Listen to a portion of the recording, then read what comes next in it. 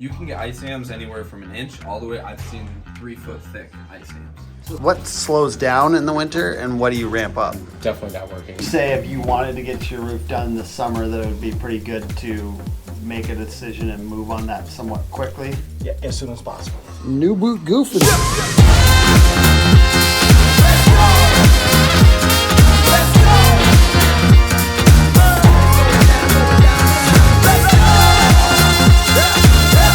Can you tell me what you're hoping to learn? What questions do you have about roofing companies during the winter in cold? When you can't be doing full roofs then in the winter, what are they spending their time on? When are projects starting and ending? As a homeowner, when's the best time to really get set up for having your new roof installed so that you can do it kind of on your timeline? Winter, we usually, we typically end our full roofing projects around beginning of December, somewhere around there. Depends on how the weather plays with us. If we have to push it, we will. But once we hit... Why don't you roof during the winter?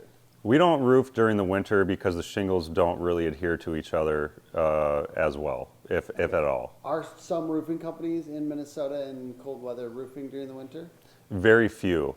Those are probably the ones you don't want to go with. Since we don't do just roofing, a lot of the projects that we brought in this year have we got to do some siding on them, some windows or gutters, and we can do that throughout the winter. And so we stay busy wrapping up those loose ends. A lot of strategic planning for the upcoming year, working on the budget, stuff like that. You guys are kind of doing more training and Definitely stuff? not training, yep. Top rep. We're doing top rep in the end of February. Awesome.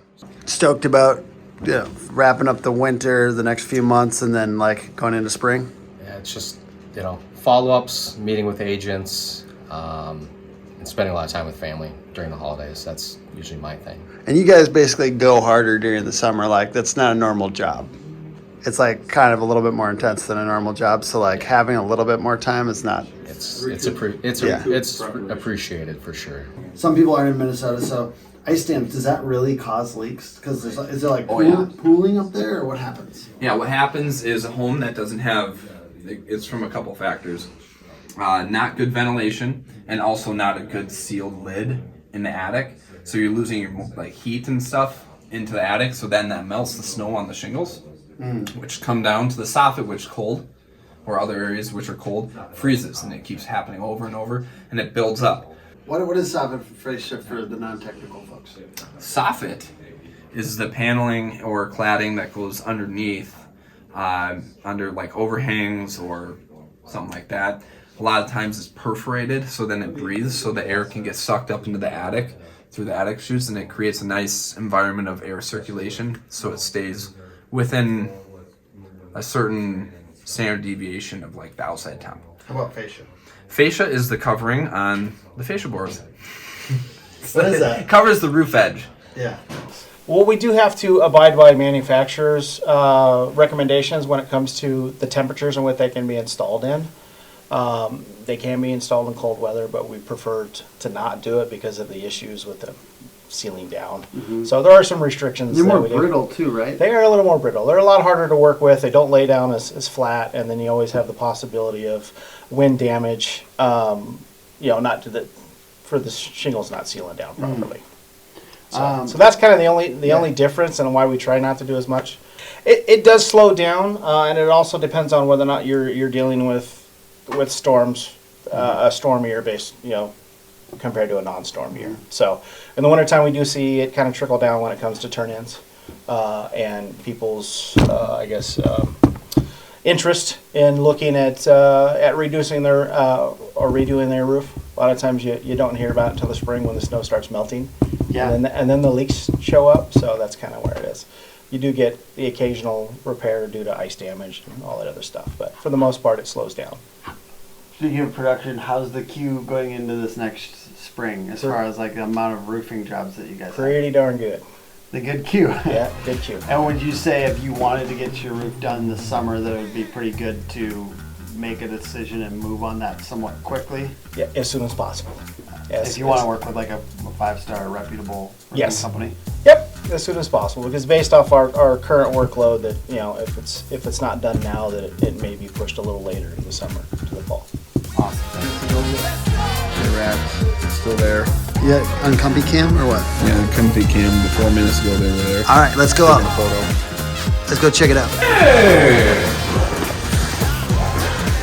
Another thing that you do in the winter is clean shop and do inventory. There you go. Thanks, Jordan. Sir, yes, sir. Thank you, sir. Thanks again for the gift. No problem. Hope you and the family had a good Christmas. Yes, sir. You too, man. See you guys.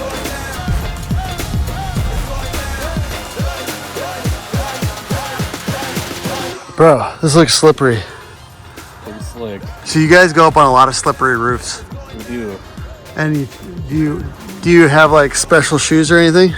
Well, I like to wear like boots. Anything with like a really soft bottom on your boot to kind of help you stay on the roof. This one's got in the winter. This has got like some nubs that kind of get traction. That's what I like to do. Like avoid. We're just like trying to put our heads together to figure out like how to like flash this properly for this like a custom chimney. Yeah. And we wanted to just figure out a way how to flash it right because insurance is paying for it. So what have you figured out so far that you're gonna do?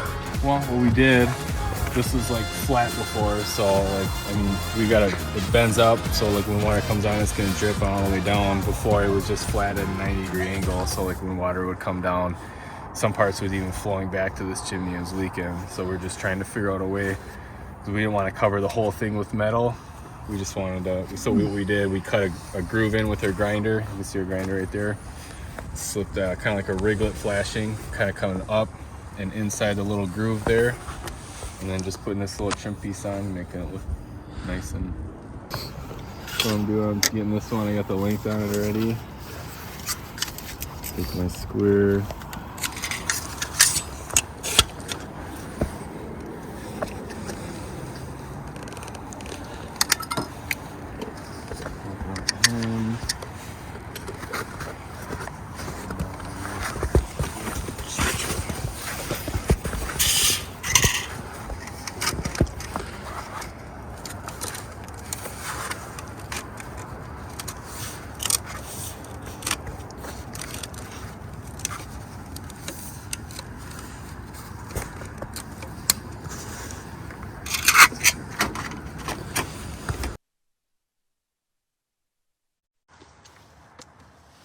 This is a nice clean line here, bro. I feel like the caulking on this is nice.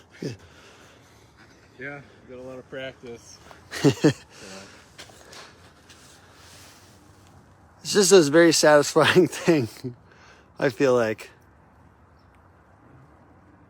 Yes, I mean, From your perspective, why is there so much problems with flashing on chimneys? Like why? Because I always see this in the Facebook groups and stuff like that. There's always like people, it's always a problem with the chimney flashing.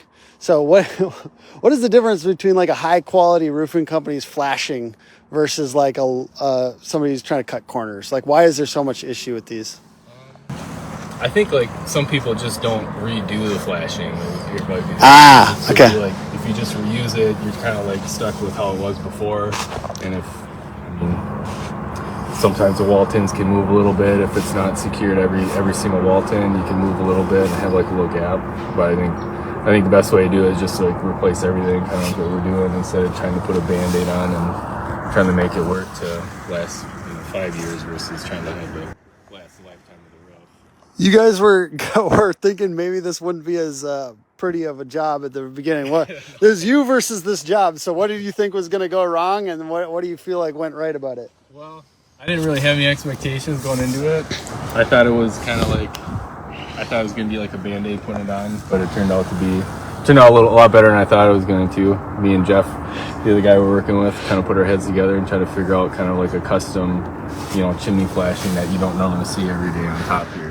So what are you proud of? I know it's a little job for you, but what are you proud about this job? What do you feel like went well about it? I just think I like when projects look well and it solves the problem. And this is, it looks well and solves the problem rather than just solving the problem and having it kind of look ugly or something. So it's always a bonus when you can get both of those. Absolutely, bro. Hey, thank you so much for letting me video for a second. Rank high on Google.